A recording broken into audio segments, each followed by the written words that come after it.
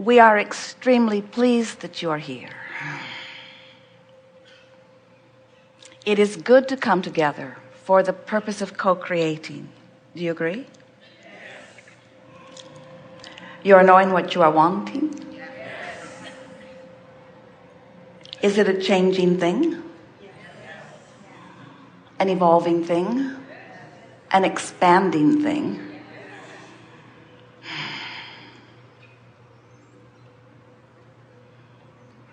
Do you believe that you are primarily a vibrational match to your own desire? It's a good thing when you are. It's a good thing when you believe that you are. It's a good thing when you know you're not. Do you believe you always are? No. And is it a problem when you are not?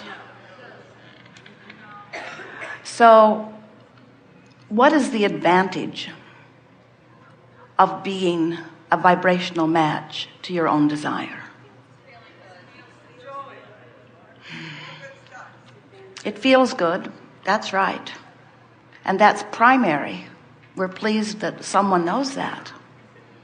Because when you are a vibrational match to your own desire, then you are not offering resistance, which is the only thing that slows your desire down in terms of manifestation. If knowing that you feel good when you are a vibrational match, when you know that consciously, and if that's happening in the moment, then you can be assured that in a very short order of time, that good feeling will parlay itself into obvious, tangible, manifested evidence of the absence of resistance and the presence of alignment.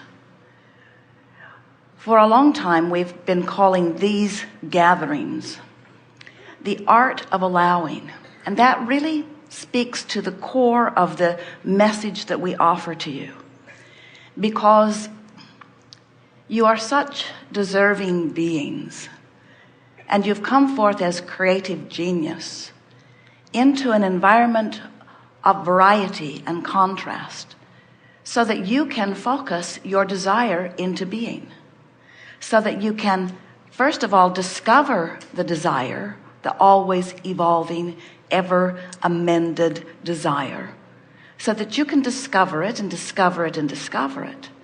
But the art of allowing is not just about discovering it, it's about tuning to it. It's about becoming one with it. It's about focusing upon desire so purely that you get the thrill of that alignment. But it's not just the thrill of alignment, it's the thrill of creation. It's the thrill of directing the energy that creates worlds toward an object of attention that is important to you. But before you can consciously and chronically focus this powerful energy that creates worlds toward your personal objects of attention, you have to first feel worthy of doing it. In other words, if you don't believe that you have the ability to harness this powerful energy and flow it, then you won't even try.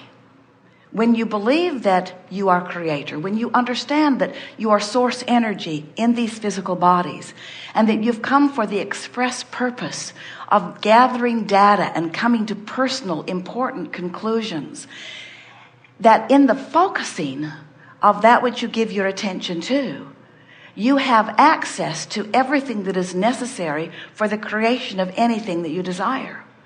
So the components are simple. You must come to a focused desire, and that's not a problem because you can't help but do that. Life just causes you to keep focusing that desire. When you know what you don't want, you know what you do want. And the more you know what you don't want, the more you know what you do want. Life just clearly focuses that desire.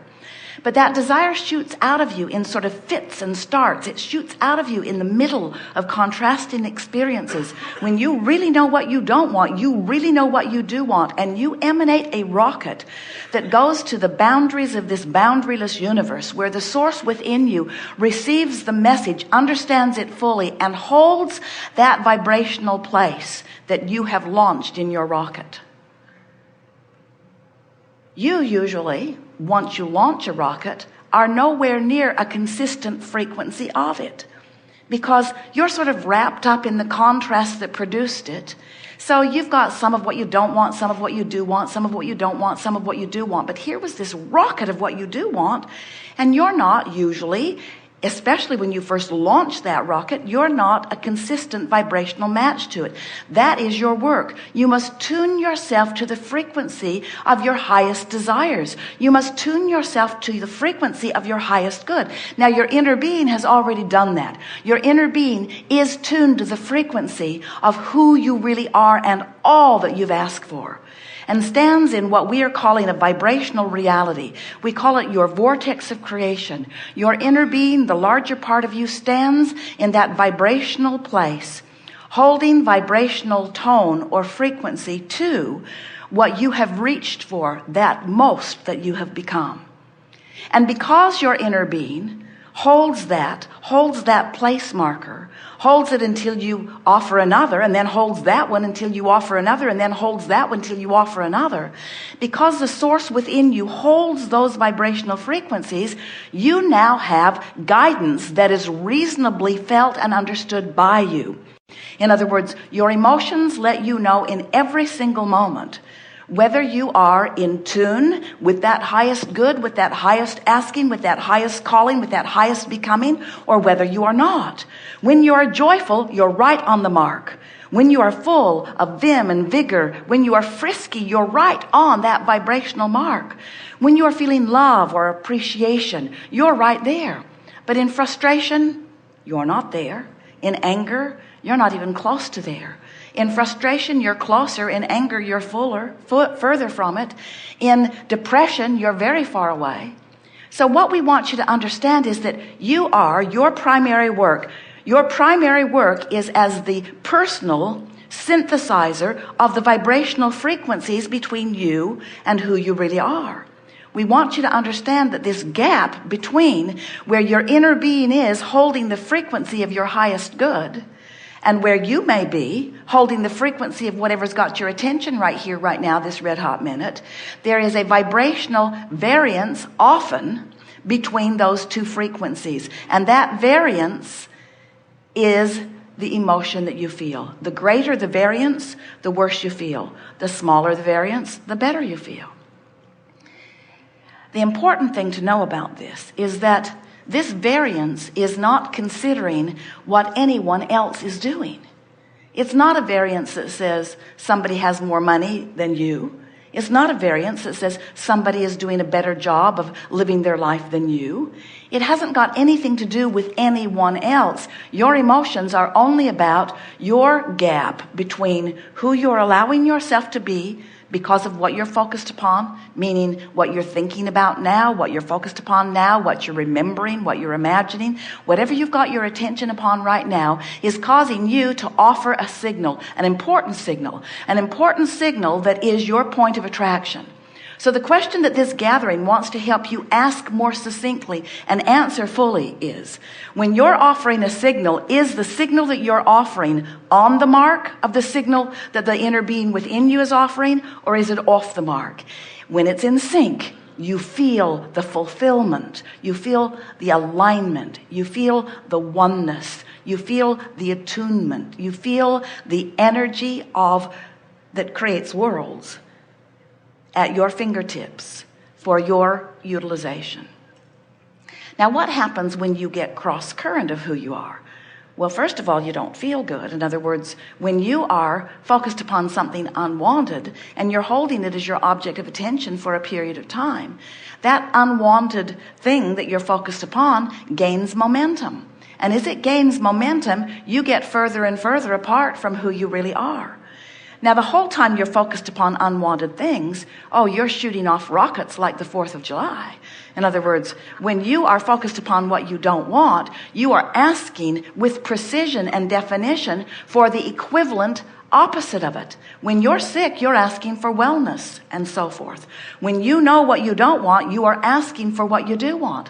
So it's interesting, the longer you live in these physical bodies on this magnificent planet interacting with one another, the longer you interact, the more rockets you shoot off, which means the more your vortex expands with the fullness of who you really are, which is a wonderful thing if you are aware of your emotions and tuning yourself frequently into alignment. But it's not such a good thing if you just keep launching the rockets and then obsessing on the absence of desire. So many people really believe that the way to solve a problem is to fixate on the problem, because they don't understand that the vibrational frequency of the problem is very different than the vibrational frequency of the solution. The solution is already complete and being held for you by the source within you in its vibrational readiness for your alignment with it. But you will not find the solution while you're beating the drum of the problem. You will create more solutions while you beat the drum of the problem. In other words, sometimes it is to your advantage to really dig into something and really identify everything about it that is bothersome to you. Because in doing so, you're launching rockets, expanding, expanding, expanding. But what most humans do, we'll just give it to you straight out here. What most humans do is obsess over problems, create massively in their vortex, and never go near it. Rarely enter into their vortex. They have to go to a football game where they are not focused upon their problem. They have to be distracted in some way, and then they'll have glimpses of elation, and then they'll think the football game made them happy, when what made them happy was the distraction from the vibration of the problem, which is keeping them from the solution, which is their and your eternal quest, you see. So we have, over time, as we've been playing with so many of you, we've come across many analogies to assist you in understanding this vibrational variance. We want you to understand that you were source energy before you came into this physical body, and the larger part of you remained in what is, by your terms, non-physical, non-manifested energy, consciousness form. The larger part of you is there. And so here part of this consciousness came into you, and here you are, this personality that you know as you and others know as you, moving about, knowing what you don't want, knowing what you do want. And as you are deciphering your life and coming to conclusions about what you want, the larger part of you is expanding. We want the physical part of you to take the expansion close on the heels with when you launch the rockets. And that really is the advantage of a gathering like this. If we can help you to understand and return to your knowledge that you are source energy in these physical bodies, and if we can coach you into vibrational alignment with who you really are, then and only then do you live the joyful, fulfilling, satisfying, moment by moment by moment life experience that you were born to live. It is our promise to you. You did not come forth to fix broken things. You didn't come forth to reconcile things. You didn't come forth to get everybody to think like you did. You came because you are a creator, and a creator must create.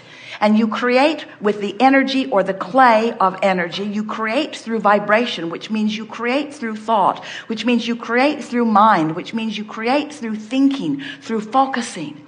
And as life causes you to offer thoughts, you can tell in every moment where that thought is in relationship to the highest good that the source within you is holding.